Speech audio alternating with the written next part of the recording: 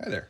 I'm going to do a quick walkthrough with a bit of commentary on what you will find both for standard features and some add-ons that were developed fairly recently for gpstar's controller kits for the wand and pack and the HasLab equipment. Basically, I have already done an upgrade. I am running pretty much the what should be the production boards for both the pack and the wand. So everything that I'm demonstrating is current as of, this is July 1st, 2023. And yeah, so I've already turned on power to my pack. So I'm powering the audio amplifier and all the devices. Perhaps the easiest to demonstrate first is the ion arm. Turns on the pack as you would expect. Turn down that volume a little bit. All right, so you can flip the ion switch on, and it will turn on the pack. Once the pack is active, if you flip up the activate switch, that's normally what powers on both the wand and the pack at the same time. Now we're in ready to fire mode. All right, what's cool is if I turn off the wand, it turns off both the wand and the pack. So regardless of where this switch is, now if I move this switch the opposite direction, now it's now everything comes back up and runs. What's kind of cool about that, whether intentional or not, is you could power everything down and then have someone and then tell someone, hey, switch me on, and no matter what the state of the ion arm switch, it's always going to turn everything back on. So you can, whenever you want to reenact the elevator scene, feel free to do so. That's easy to do. All right, so let's talk a little bit about some features that have been added to my particular setup. I've taken the liberty of converting my bar graph, so instead of the stock HasLab 5 LED, this is the 28 segment bar graph. This uses an additional serial connection, which is built into the controller, and an additional 5-volt out. So basically, I've already got power and the serial connection needed to run this. This is really nice. As you can see, the animation sequence is so much cooler with the additional elements than with the stock 5. The stock 5 will still do sort of the same pulsing, and for the 1984 and 89 mode, the bar graph when in idle state will just sort of do that little bounce between the lowest setting and whatever the current power level is. Turn off the beeping. So you may notice there's a light on the top. This is Hat Light 2. This is one of the add-ons that you can do. So this is built into the controller. So if you want to replace that little orange nubbin that comes stock with the wand, this is fairly easy to cut off, drill out, and place a lens in that spot. And all I have is just a standard amber LED right behind that. Another upgrade that you could do is upgrade Hat 1, basically turning this button into a LED as well with a clear lens or with amber lens, and making this the switch using a standard push button. I've not yet done this. There's a bit more involved with getting some of the plastic apart here. I'm not quite ready to to tackle that, but that feature is available. But I'll tell you the one that's really worth it. That one tip light. So when you are firing at a low speed, you've got a nice reddish proton stream and a slow blink on that one tip, which is always white, by the way. This is just set up to use a flat top LED with a 160 degree, so basically it's almost flat. You could see it all the way around, and so it comes up pretty much right to the edge. I just put a little plastic dome, 3D printed a little dome to put over it just so that you don't see the LED. But as you turn up the power, the strobing effect is more pronounced. The proton stream goes more amber. Oh, and let's show, if you hold down and keep firing at the full stream, you will get not only the bursts of smoke, as you can see from the end filter, but it will do the overheat sequence and the venting sequence.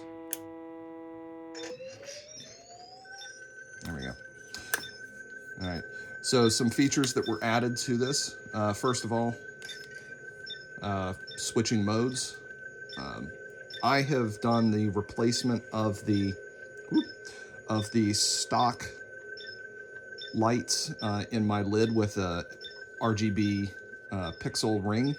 So this can do all the different colors. So this is built into the software already. It knows that if you have the ability with such pixels, it will do the color changing. So as I change modes, you can see the tip of the wand will change to the color of the mode. So we're in the stasis beam and Meson blast. Now there's a new special mode that was just added. This is part of the video game modes, by the way. So when you get to this 5th mode, you'll see this light, the slow blow, these start blinking. Basically, we're in a vent mode. So if you just press the activate button, it instantly triggers the pack venting sequence. So if you just wanted to show off or just test the smoke system, that will this mode will let you do that and only that. And then press it one more time and we go into the menu system. So this menu is audio only. You move through this menu. You may have seen this demonstrated before. At level 1, we have the jukebox mode, basically. So that'll start playing the music. Press it again, it stops. All right, so as we get to number 2 on the menu, that will advance the track. So if you press intensify, that'll advance. And if you've gone too far and want to go back a track, just press the Alt button. So that's menu level 2. If we go up to 3, that's the music volume. Intensify will raise the volume, while Alt Fire will lower the volume. Going up to menu 4, that is the sound effects. So if you have both music and sound effects playing, this will increase the sound effects, this will lower the sound effects. So basically, because this is polyphonic sound, those music tracks are on their own sort of setting. The pack and the wand know whether or not a music track is playing, and it will adjust the volume of that track independently, while a separate setting for the sound effects. So any sound effects that need to play, they'll pick up the current sound effect volume before they play. And then lastly, menu level 5, you press only the intensify button affects this. Press that button and basically the 5th element will lock steady. That means that you are in track loop mode. So whatever track is currently selected or playing, when you have music playing, it will just keep playing that track over and over. Press it again, it'll go back to blinking. That indicates that you are out of the that loop mode. All right, and then press one more time, and we're back to the standard menu. All right, so let's talk about the system menu that was updated fairly recently. Michael's demonstrated this. I'm just going to give some additional commentary as we walk through it. Again, when the pack is powered down, same process. You just press the Alt Fire button. You get into the menu system. The first menu you get is the same one that we just covered. This is basically the music and audio controls. So same levels. Number 5 is the loop, sound effects, music volume, track advance or de-advance, whatever that word is, track stop and start. And if you keep turning this counterclockwise, which goes down you'll notice the slow blow light lights up. If you keep going, that's it. So we're basically in a second level of the menu system. And in this mode, we're affecting system operations. First of all, this level is really important. 1984. There's audio cues and feedback. As you press this, you will cycle through the mode. So we just went into 1984 mode. Press it again, you go into 89. 1989. Press it one more time and you're back to Afterlife. Afterlife. I'm going to go into 1984 to demonstrate some things. 1984. All right, so we're now in 1984 mode. If we go up to the second level, now we're able to affect some other pack operations. Proton pack vibration enabled. Okay, so that just enabled the proton pack vibration. Proton pack vibration firing enabled. And now firing enabled for the proton pack. So basically, those are two separate options that you can choose from, how you want the pack's vibration feature to work. And then one more time, we'll disable all of that. Proton pack vibration disabled. So basically 3 states, the proton pack vibration overall, proton pack vibration while firing, and then disable. Now, while we're in this vibration mode, if you press the Alt button, Neutronal wand vibration enabled. That turns on the vibration for the neutronal wand. So this button does have a different effect depending on which of the menu settings you're in. Press it again, and we enable the neutronal wand firing vibration. Neutronal wand vibration firing enabled. And then again, the third time we'll disable. Neutronal wand vibration disabled. So in my case, I don't have the vibration motor, so I'm going to leave mine off and make sure. Proton pack vibration enabled. Proton pack vibration firing enabled. Proton pack vibration disabled. Okay, so I've disabled mine because, like I said, I've sacrificed those for space and other things.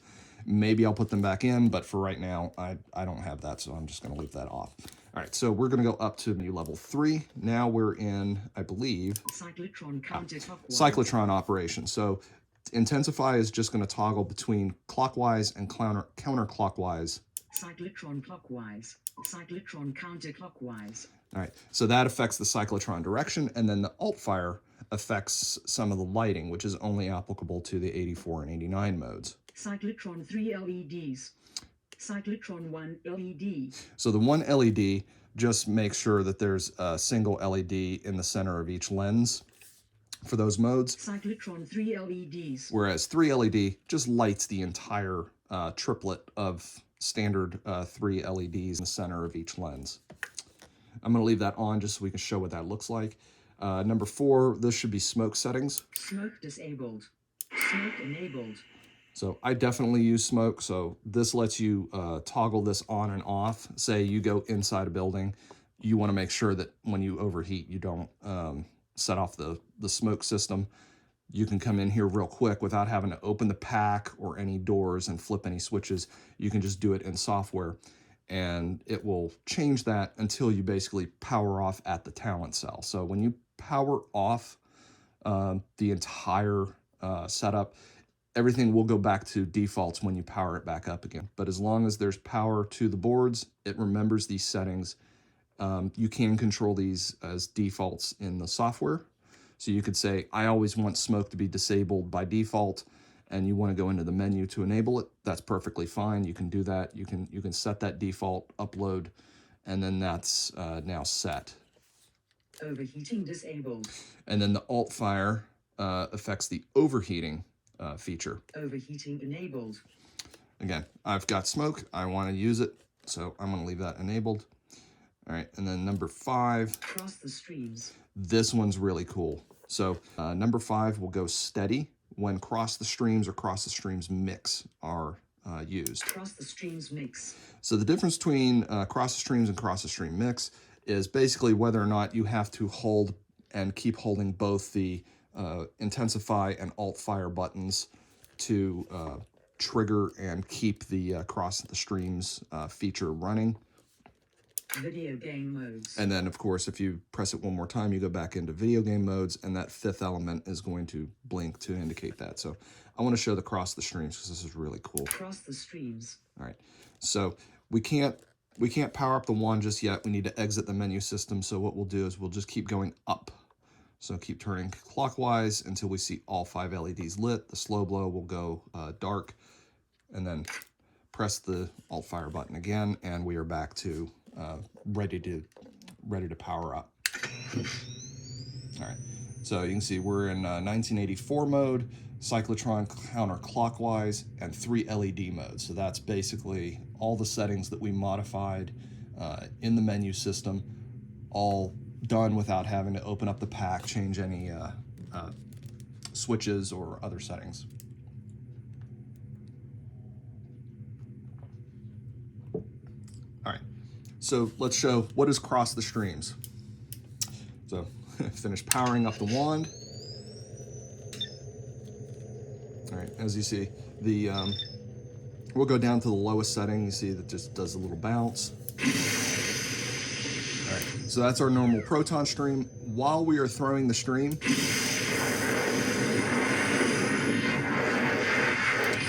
press the Alt Fire button, and that will trigger the cross the streams mode. As you can see, the barrel LEDs go full white.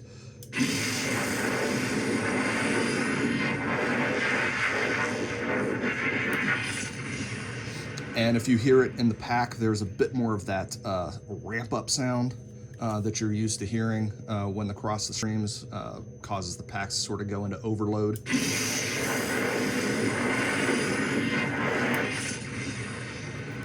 And if you go full stream while crossing the streams,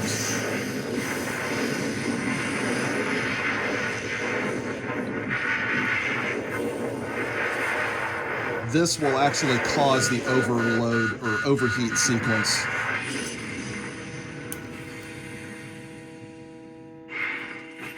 So basically, I think out of the box, the default is the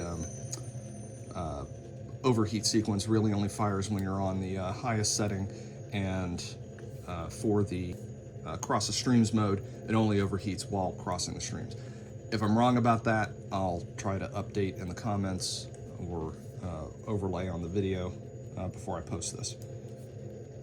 All right, so I'm gonna switch back to Afterlife mode because I want to show there's one slight difference on this one. So let's go all the way back down here.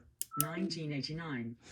In 1989, just has a slightly different startup sound and hum for the pack. Afterlife. That's the primary difference. Afterlife, you know. All right, cross the streams is still on. You see it remembers that setting. And we're gonna exit the menu. All right, so back to Afterlife mode with cross the streams.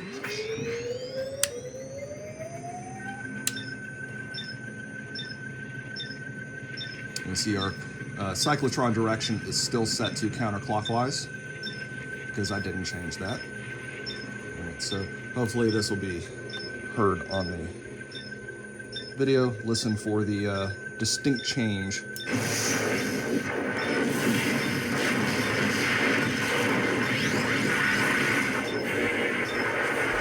It sort of has that additional whoop whoop whoop whoop as it's as it's spinning up. So there's definitely a different audio cue on Afterlife mode, which I think is pretty cool. I know Michael likes it. I really agree with him on that one.